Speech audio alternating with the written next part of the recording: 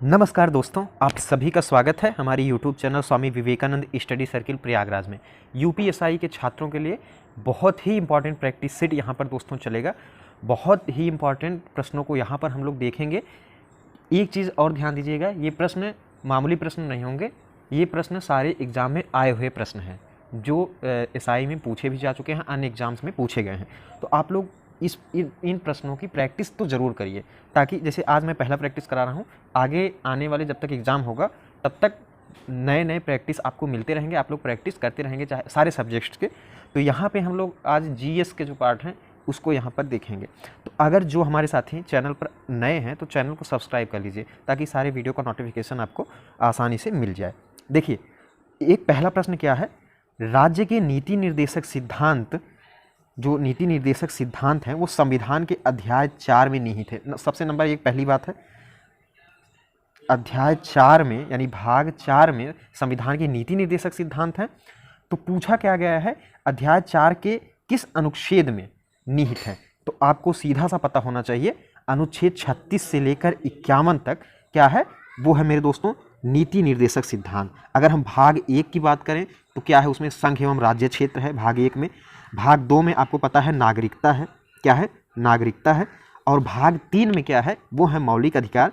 मौलिक अधिकार आपको पता है 12 से 35, कहाँ तक, 12 से 35 अनुच्छेद के बीच क्या है, मौलिक अधिकार। उसके बाद भाग 4 में जो है अनुच्छेद 36 से 51 तक राज्य के नीति निर्देशक सिद्धांत हैं। 36 से 51 तक राज्य के नीति निर्देशक सिद्धांत है मेरे दोस्तों, नीति निर्देशक सिद्धांत अनुच्छेद 36 से 51 भाग 4। ये चीज़ आप नोटिस जरूर करिएगा, ये बहुत महत्वपूर्ण प्रश्न है। मैंने आपको इससे रिलेटेड बहुत सारी चीज़ें बता दी हैं। मैं एक प्रश्न से आपसे बहुत सारी चीज़ों की बात वहाँ पर करूँगा, ताकि आपके एक प्रश्न के साथ साथ कई प्रश्नों की तैयारी जो है मजबूत हो जाए। अगर हम लोग दूसरा प्रश्न देखें, निम्नलिखित में से कौन सा, देख सकते हो आप, कौन सा एक ऐसा कर है जिसकी वसूली सिर्फ राज्य सरकार कर सकती है? देखिए दोस्तों, हमें कुछ चीज़ें जाननी होंगी। जैसे कर जो होता है कितने प्रकार के होते हैं, 2 प्रकार के। एक अगर हम लोग देखें तो एक डायरेक्ट टैक्स होता है, दूसरा आपको पता है इनडायरेक्ट टैक्स होता है। और कर देखिए, या तो राज्य सरकार लगा सकती है या फिर केंद्र सरकार लगा सकती है। तो इसमें जो पूछा गया है कि सिर्फ राज्य सरकार, कौन सा ऐसा कर है इन ऑप्शंस में जो सिर्फ राज्य सरकार लगा सकती है? तो हम देख लेते हैं यहाँ पर।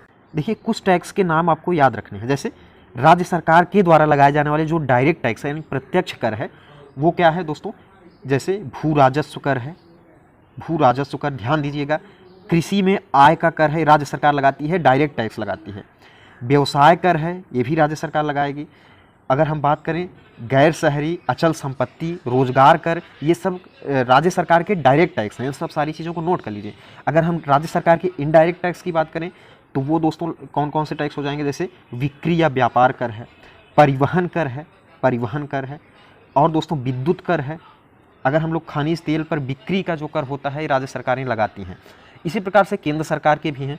तो इसमें अगर हम लोग देखें जो ऑप्शंस में दिए गए हैं मेरे दोस्तों, तो भू राजस्व कर, कौन सा, भू राजस्व, ये जो कर है ये राज्य सरकार के द्वारा लगाया जाने वाला, सिर्फ राज्य सरकार द्वारा वसूला जाता है। ये कर एक डायरेक्ट टैक्स है। तो यहाँ पे आप सीधा सा यहाँ समझ सकते हैं, भू राजस्व कर जो है। अगर हम सीमा शुल्क की बात करें तो ये केंद्र सरकार लगाती है। आयकर डायरेक्ट टैक्स है। तो ये सब जो टैक्स हैं इसको आपने पढ़ा होगा। तो यहाँ पे हम प्रैक्टिस करेंगे, जो इससे मेन चीज़ें रिलेटेड होंगी उसको यहाँ पर देखेंगे। तो मैंने आपको बताया, राज्य सरकार द्वारा वसूली जाने वाली जो इसमें कर है वो भूमि राजस्व कर है। अगर हम लोग बात करें अगले प्रश्न की, भारत और अफगानिस्तान के द्वारा बनाए गए मैत्री बांध का नाम क्या है? आपको पता है अफगानिस्तान पर किसने कब्जा कर लिया है इस समय? तालिबानियों ने। तो भारत ने क्या किया था, 2016 में अफगानिस्तान में क्या हुआ था, भारत की मदद से एक डैम बनाया गया था, एक बांध बनाया गया, उसका नाम क्या है, वो है सलमा डैम। कौन सा? आजकल बहुत चर्चे में है, इसलिए ये चीज़ आपको ध्यान देनी है। सलमा डैम भारत और अफगानिस्तान का मैत्री बांध है। 2016 में बनाया गया। कब? 2016 में मेरे दोस्तों बनाया गया है।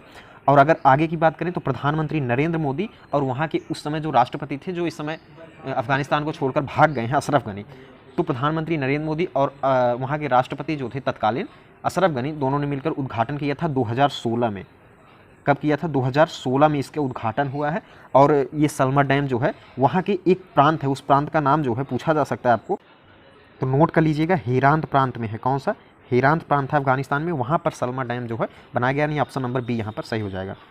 अब देखिए प्रथम राज्यसभा का गठन कब किया गया, तो यहाँ पर हम लोग देख सकते हैं जो पहली बार राज्यसभा का गठन किया गया मेरे दोस्तों, वो कब किया गया था 1952 में। राज्यसभा आपको पता है संसद जो है 3 चीज़ों से मिलकर बनता है, राज्यसभा, लोकसभा और राष्ट्रपति से संसद बनता है। तो संसद का जो उच्च सदन है वो है राज्यसभा। इसका गठन जो है वो 1952 में हुआ था, अप्रैल 1952 में पहली बार ये गठन किया गया और ये पहली बैठक जो हुई थी अप्रैल 1952 में। और एक चीज़ और देखिएगा, राज्यसभा का जो सभापति होता है वो उपराष्ट्रपति होता है। कौन होता है? उपराष्ट्रपति। और जो इस समय सभापति है राज्यसभा के वो कौन है दोस्तों? वेंकैया नायडू। ये चीज़ें नोट करते जाइए आप और पढ़ते जाइए। वेंकैया नायडू क्या है इस समय राज्यसभा के क्या हैं?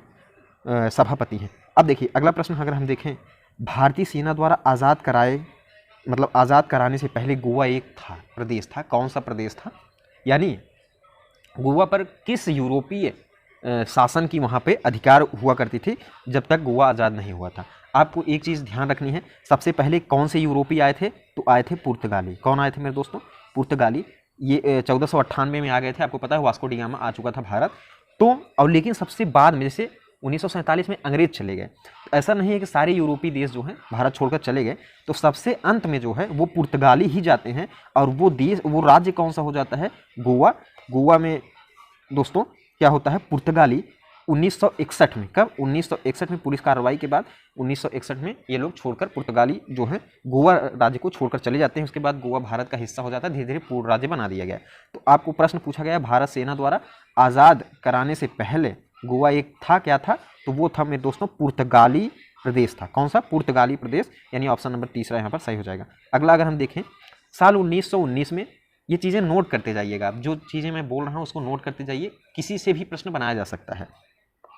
साल 1919 में किसकी गिरफ्तारी में लोग जलियांवाला बाग में इकट्ठा हुए थे? जलियांवाला बाग आपको पता है अमृतसर में है।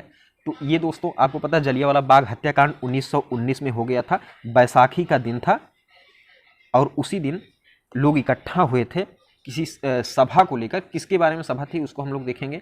उसी समय अंग्रेजी डायर, जनरल डायर जो था जनरल आर डायर, उसने क्या किया? निहत्थे लोगों पर गोली चलवा दी। तो आपको आज भी जो है उसका दर्द लोग महसूस करते हैं। जलियांवाला बाग हत्याकांड कोई भूल नहीं सकता। तो किस लिए लोग इकट्ठा हुए थे दोस्तों? तो उस समय डॉक्टर सत्यपाल और सैफुद्दीन किचलू को क्या हुआ था? गिरफ्तार कर लिया गया था। उनको छुड़वाने के लिए सभा इकट्ठी हुई थी, उसी पर जो है गोलियां चलवा दी गई थी। तो कितनी चीज़ें ध्यान देंगे आप? जलियांवाला बाग हत्याकांड कब हुआ? 1919 में। अगर आप डेट याद रख सकें तो याद जरूर रखिए, 13 अप्रैल का दिन था, बैसाखी का दिन था। और डॉक्टर सत्यपाल और सैफुद्दीन की रिहाई के लिए वहाँ पे क्या हुआ था? लोग इकट्ठे होकर सभा कर रहे थे। तो यहाँ पर क्या हो जाएगा? ऑप्शन नंबर तीसरा बिल्कुल सही हो जाएगा। देखिए ये सब प्रश्न आए हैं, यूपीएससी के एग्जाम में पूछे गए हैं प्रश्न, तो इसलिए आपको चीज़ें ध्यान देनी है। इस तरह से प्रश्न आ सकते हैं, इन चीज़ों को आप अच्छे से पढ़ लीजिए। देखिए आम चुनाव की मतदान प्रक्रिया में एक प्रश्न है, आम चुनाव, ध्यान से पढ़िएगा प्रश्न को। आम चुनाव यानी जो चुनाव होता है जनरल रूप से, उसमें मतदान की प्रक्रिया के संदर्भ में कौन सा वक्तव्य सही है? आम चुनाव जो होता है उसमें मतदान के समय ये 2 आपको वक्तव्य दिए गए हैं, इनमें से कौन सा सही है? तो आप देख सकते हैं पहला वक्तव्य हम लोग पढ़ते हैं। चुनाव आयोग के अधिकारी यह सुनिश्चित करते हैं कि प्रत्येक मतदाता को 2 किलोमीटर के भीतर ही, कोशिश किया जाता है कि 2 किलोमीटर के भीतर ही आपको मतदान केंद्र मिल जाए।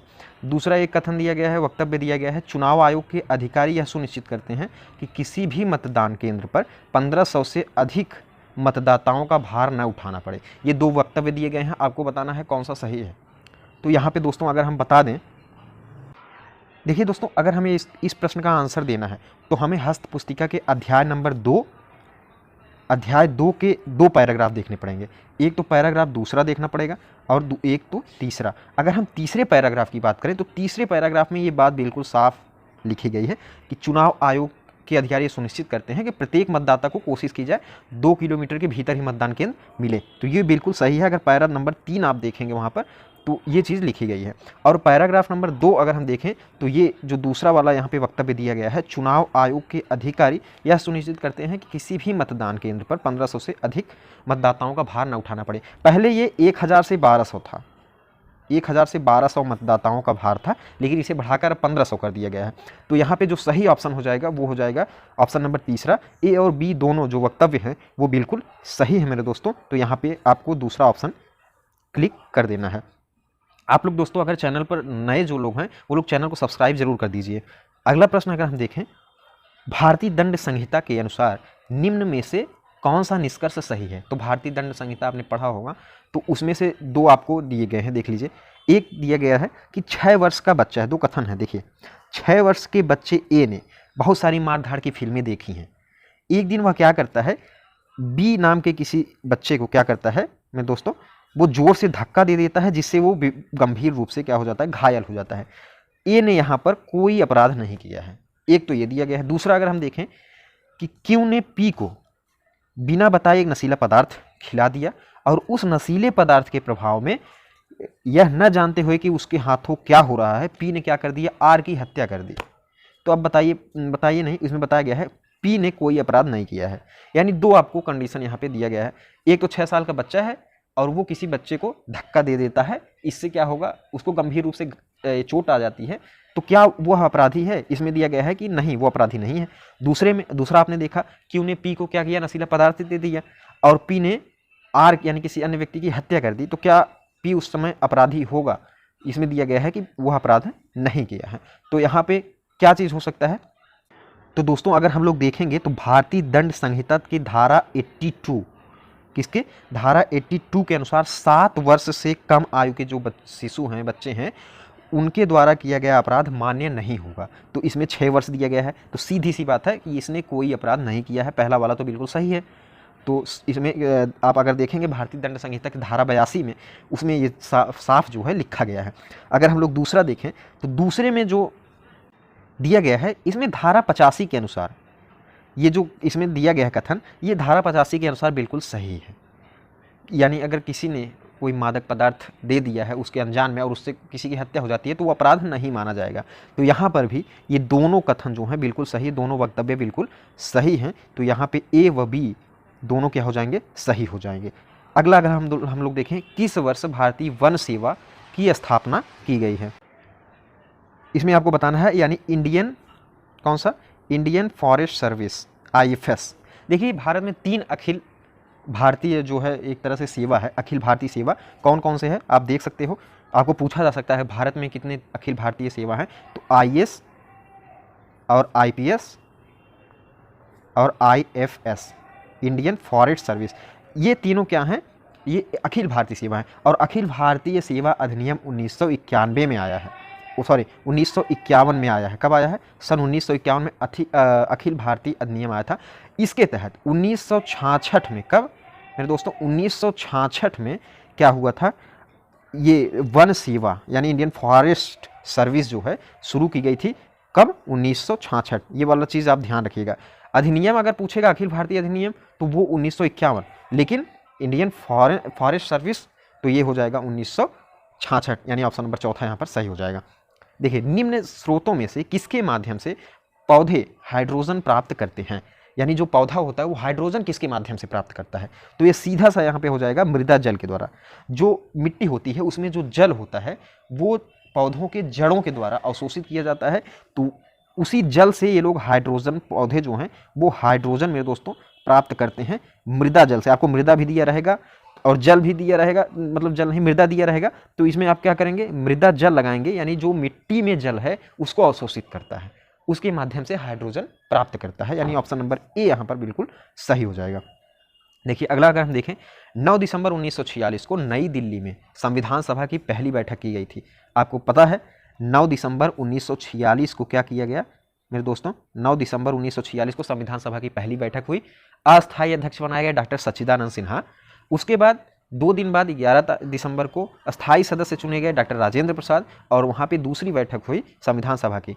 लेकिन ये पूछा जा रहा है जो 1946 में पहला संविधान का बैठक हुआ था वो दिल्ली में हुआ था और कहाँ पे हुआ था, ये चीज़ आप देख सकते हो, संविधान सभागृह में। कहाँ पर, संविधान सभागृह में। आज उसे हम क्या कहते हैं, तो वो सेंट्रल हॉल के नाम से जाना जाता है, संसद भवन का केंद्रीय हॉल। यानी सेंट्रल से केंद्रीय कक्ष। ऑप्शन नंबर ए यहाँ पर बिल्कुल सही हो जाएगा, जिसमें पहली बार बैठक हुई थी। अब देखिए, हिंद महासागर कृत्रिम रूप से किस नहर के माध्यम से भूमध्य सागर से जुड़ा है? आपको पता होना चाहिए। हिंद महासागर, आप अगर मैप याद कर पा रहे हो तो हिंद महासागर किस तरह से भूमध्य सागर से जुड़ा है। तो अगर हम देखेंगे हिंद महासागर का एक भाग है लाल सागर, और ये लाल सागर भूमध्य सागर से जोड़ा गया है। और इस किससे जोड़ा गया है? तो वो जोड़ा गया एक नहर से। किससे? एक नहर से। वो नहर बहुत फेमस है और ये प्रश्न पूछा गया है। तो वो नहर है स्वेज नहर, और इस नहर को लाल सागर से भूमध्य सागर से जोड़ दिया गया है। और अगर एक चीज़ हम देखें, इससे क्या होता है, यूरोप और एशिया के बीच एक व्यापारिक संबंध आसानी से मिल सकता है। ये जहाजी नहर होती है, इसमें बड़े बड़े जो माल आयात निर्यात करते हैं वो जहाज जाते हैं इस नहर के द्वारा। तो ये नहर है स्वेज नहर, जो लाल सागर को भूमध्य सागर से जोड़ता है। तो ये चीज़ आप ध्यान रखिएगा, 12वें में स्वेज नहर बिल्कुल सही ऑप्शन हो जाएगा। देखिए, भारतीय राष्ट्र संविधान के अनुसार, देखिए क्या प्रश्न दिया गया है, भारतीय संविधान के अनुच्छेद 80(1) के अनुसार राज्यसभा की संरचना में निहित है राष्ट्रपति द्वारा मनोनीत 12 सदस्य। क्या राज्यसभा में राष्ट्रपति सदस्य को मनोनीत करता है? अगर करता भी है तो क्या 12 सदस्य मनोनीत करता है? दूसरा एक दिया गया है कि राज्य और केंद्र शासित प्रदेशों की अधिकतम जो प्रतिनिधि हैं वो 238 होंगे, यानी राज्य और केंद्र शासित प्रदेशों से 238 प्रतिनिधि चुनकर अधिकतम आ सकते हैं राज्यसभा में। क्या ये दोनों बातें सही? देखिए, एक चीज़ हमें ध्यान देना होगा, अगर हम राज्यसभा में बात करें अधिकतम संख्या जो सदस्य जा सकते हैं तो वो है 250, यानी 250 सदस्य राज्यसभा में जा सकते हैं। लेकिन उसमें 12 सदस्यों को राष्ट्रपति मनोनीत करता है। तो आप समझ सकते हो यहाँ पे सीधी सी बात, अगर 12 सदस्यों को राष्ट्रपति ने मनोनीत कर दिया तो शेष कितने सदस्य हैं जो राज्य और केंद्र शासित प्रदेशों से जाएंगे? तो अगर हम 250 में से 12 जो है घटा देते हैं तो 238 प्रतिनिधि बचते हैं जो केंद्र शासित प्रदेश और राज्यों से जाते हैं। तो इसमें पहला तो बिल्कुल सही है, राष्ट्रपति द्वारा 12 सदस्य मनोनीत किए जाते हैं, और दूसरा भी सही है कि राज्य और केंद्र शासित प्रदेशों से अधिकतम 238 प्रतिनिधि जाएंगे। तो यहाँ पे ये दोनों जो है ऑप्शन बिल्कुल सही है, दोनों कथन सही है। तो यहाँ पे ऑप्शन नंबर तीसरा बिल्कुल सही हो जाएगा मेरे दोस्तों। राष्ट्रपति द्वारा मनोनीत 12 सदस्य और 238 प्रतिनिधि, ये दोनों सही हो जाएंगे। अगर हम बात करें कहाँ से सेलेक्ट होते हैं तो कला, विज्ञान, समाजशास्त्र क्षेत्र। देखिए, एक प्रश्न दिया गया है, किस न्यायिक मामले में उच्चतम न्यायालय ने क्या किया है? यह माना है कि पहली शादी रहते हुए भी यदि कोई व्यक्ति दूसरी शादी कर लेता है तो वह एक दंडनीय अपराध है, हालांकि इससे दूसरी शादी अमान्य नहीं होगी। यानी यदि कोई व्यक्ति है, उसकी एक शादी हो चुकी है, इसके बावजूद वह दूसरी शादी कर लेता है तो वो दंडनीय अपराध तो होगा, लेकिन इसका ये तात्पर्य नहीं कि जो उसने दूसरी शादी की है वो अमान्य हो जाएगा, वो मान्य रहेगा, वो दूसरी शादी जो है वो मान्य रहेगा। किस केस में ऐसा सुप्रीम कोर्ट ने जो है एक तरह से माना है? तो ये दोस्तों हो जाएगा सरला मृदगम बनाम भारत संघ केस में ये सुप्रीम कोर्ट ने माना है, यदि कोई व्यक्ति ऐसा करता है तो इसका ये मान्य नहीं कि दूसरी जो शादी है वो अमान्य हो जाएगी, दूसरी शादी भी मान्य रहेगी, ये दंडनीय अपराध है। तो ये केस हो जाएगा सरला मृदगम बनाम भारत संघ, बहुत इंपॉर्टेंट केस है ये। फिनो पेमेंट बैंक, देखिए फिनो पेमेंट बैंक के ब्रांड एम्बेसडर कौन है? तो ये सीधी सी बात हो जाएगी, यहाँ पे आप लोग को ये चीज़ तो आपको याद रखना है, पंकज त्रिपाठी जो हैं वो क्या है, फिनो पेमेंट बैंक के ब्रांड एम्बेसडर हैं। तो देखिए जीएस के हम लोगों ने संविधान के कुछ प्रश्न किए हुए हैं, बहुत इंपॉर्टेंट प्रश्न हैं, ये सारे प्रश्न पूछे भी जा चुके हैं और कुछ नए प्रश्न हैं। तो इसलिए इन प्रश्नों को आप जरूर दोस्तों देखते रहिए। हिंदी के पार्ट्स हैं या जो भी अन्य पार्ट्स हैं वो सारे वीडियो आपको मिलते रहेंगे, प्रैक्टिस सेट लगातार मिलती रहेगी। आप लोग चैनल को सब्सक्राइब जरूर कर दीजिए और वीडियो आपको अच्छा लगा होगा तो लाइक जरूर करिएगा। आप सभी का बहुत बहुत धन्यवाद दोस्तों।